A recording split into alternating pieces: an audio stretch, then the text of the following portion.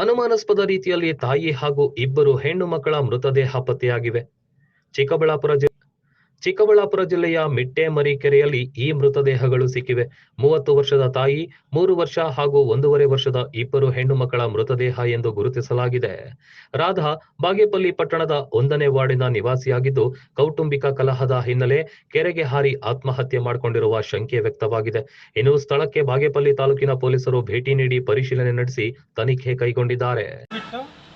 ಅವ್ರ ತಮ್ಮನ್ನೇ ಮಾಡ್ಕೊಳ್ಳ ಅಂತ ನಮ್ಗೆ ಹೇಳಿ ನಮ್ಮ ಹುಡುಗಿನ ಮೋಸ ಮಾಡಿದ್ದಾರೆ. ನಮ್ಗಂತ ಹಿಂಗಂತ ಹೇಳ್ಬೇಕು, ಬಿಟ್ಬಿಟ್ಟಿದ್ದೀನಿ, ಎರಡನೇ ಮದುವೆ ಬೇಕು, ಅವ್ರ ತಗ ಹೋಗಲ್ಲ ನಮ್ಮ ಅಂತ ಇದು ಮಾಡಿದ್ರು. ಮಲ್ಲಿಕಾರ್ಜುನ ನಮ್ಮ ಹುಡುಗಿನ ಕೇಳೋಕ್ಕೆ ಹಂಗೆ ಕೇಳ್ತಾವ. ಅದೇ ಆ ಹುಡುಗಿ ಡೈಲಿ ಟಾರ್ಚರ್, ಪ್ರತಿಯೊಂದು ದಿನ ಟಾರ್ಚರ್. ಅನುಮಾನಕ್ಕೆ ಐತೆ. ಪ್ರತಿಯೊಂದು ಯಾರನ್ನು ಬಿಡಿಸೋಕೆ ಹೋದ್ರೂ ಅವ್ರ ಮೇಲೆ ಹಿಂಗೆ ಅವ್ರನ್ನ ಇಟ್ಕೊಂಡಿದ್ದೆ, ಇವ್ರನ್ನ ಇಟ್ಕೊಂಡಂತ ಹೇಳ್ತಾ ಇದ್ದಾರೆ.